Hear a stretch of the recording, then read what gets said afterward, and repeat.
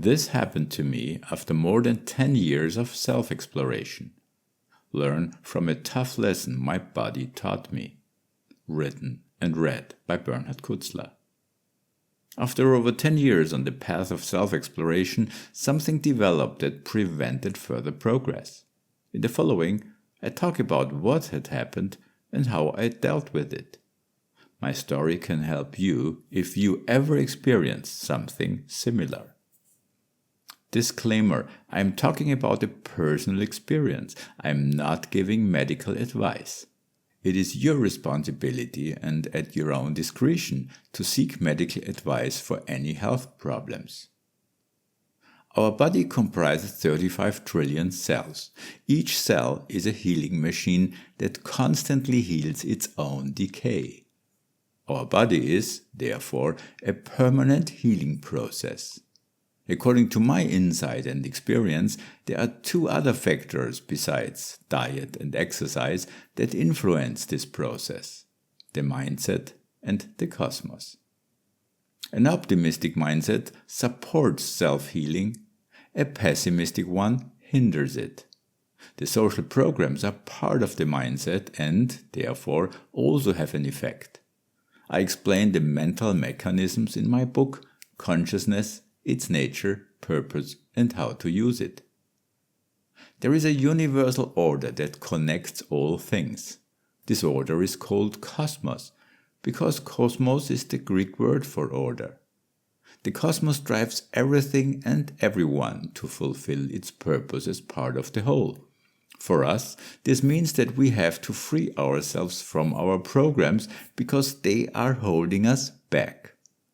The cosmic guidance shows as life circumstances, such as encounters and accidents, body states, for example illnesses and pain, and mental states, thoughts, feelings, intuitions, and programs. In my article, Intuition is much more than just a sixth sense, I describe our connection to the cosmos. The cosmos is constantly speaking to you through your body and your life situations. You can learn this language. Books on the mind-body connection and people with experience can help, but ultimately you must learn the dialect of your body and your life. The following story is an example of how my body guided me and taught me an important lesson. It started on Friday morning. I woke up without the usual urge to urinate. Nevertheless, I went to the toilet where I passed a tiny amount of urine. Over the course of the day, I urinated much less than usual, although I didn't drink any less. Saturday morning was the same. Around noon, I met my brother for filming about alchemy. I had learned this art over 20 years ago. We drove to a friend to film scenes of the production of a crystal essence. We heated the crystal to around 1500 degrees Fahrenheit, which turned it white and caused it to shatter. The heat had destroyed the crystal structure. I mention this because it is important for the story. Sunday night, I woke up at 1 a.m. with a powerful urge to urinate. I went to the toilet, but hardly anything came out. Over the course of the day, I urinated very little again.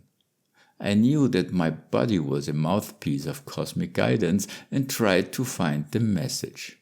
At first, in vain. Monday night was the same. In the morning, I had a massage appointment with someone who also understands the energetic and spiritual side of things. Perhaps he would see a pattern.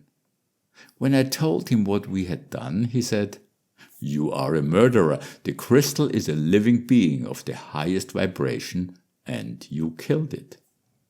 I replied that this is a process in alchemy used to create a remedy.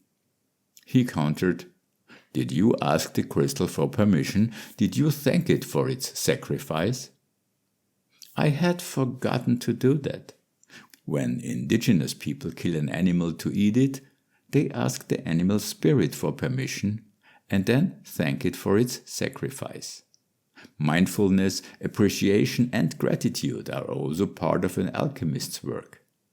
I should have asked my brother to film the woman and me as we did the work with the seriousness and dedication it required. Instead, she and I had performed the steps mechanically while we concentrated on filming. After the massage appointment, I drove to my accomplice. She told me she, too, had experienced physical adversity. We performed the ceremony asking for forgiveness and buried the remains of the crystal in an herbal garden. This brought me temporary relief. But in the afternoon and the following night, things got worse. I woke up at 3 a.m. with a slight urge to urinate, but again, practically nothing came. I became a little nervous. Obviously, the cause of my condition was more than just the thoughtless murder of a crystal. But it had something to do with it, because dealing with the incident had made me feel better for a few hours. Mindfulness, appreciation, and gratitude should also be part of everyday life. Foremost, I must be grateful that my body works around the clock. Illnesses and pain are not malfunctions, they are messages. So I must also be grateful for these, because they are valuable cosmic feedback. When I eat, animals or plants have given their lives, and people have contributed to the food on my table. I can't thank everyone personally, but I can be grateful in spirit. There is a level of existence on which we are all connected. Therefore, everything you think and feel matters. Asking for forgiveness, being grateful, and praying have an effect. When things get tough, I go out into nature. So I went to a nearby river. Sitting on the riverbank, I thanked my body for its services and the cosmos for all that was and is in my life, including the current situation, which I accepted as an opportunity for growth. Wednesday night, I woke up at 2 a.m., again with a slight urge to urinate. Again, almost nothing came. In the mirror, I saw that parts of my tongue were dark brown.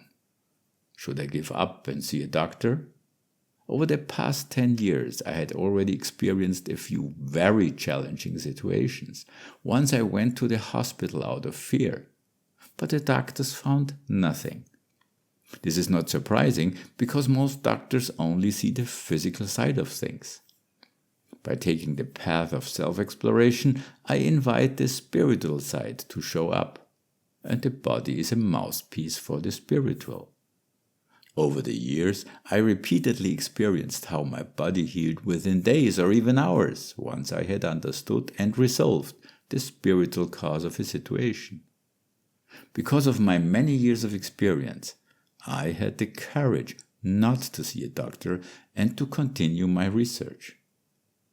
The solution came Wednesday morning when someone sent me a video link.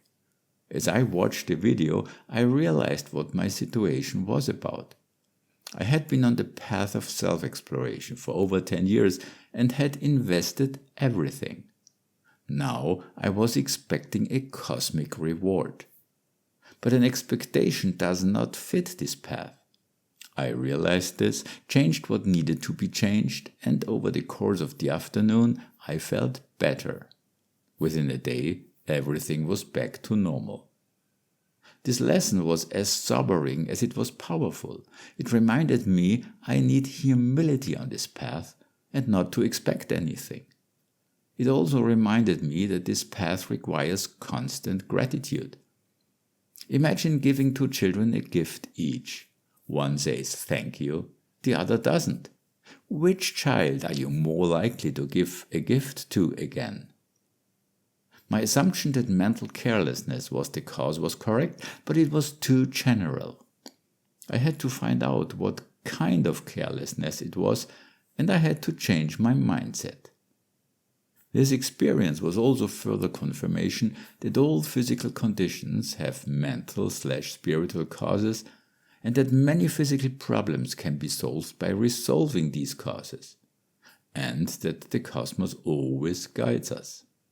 In my experience, the longer you are on the path of self-exploration, the more intense the cosmic guidance becomes. Disclaimer: I talked about the personal experience. I do not give medical advice. It is your responsibility and at your discretion to seek medical advice for any health issues.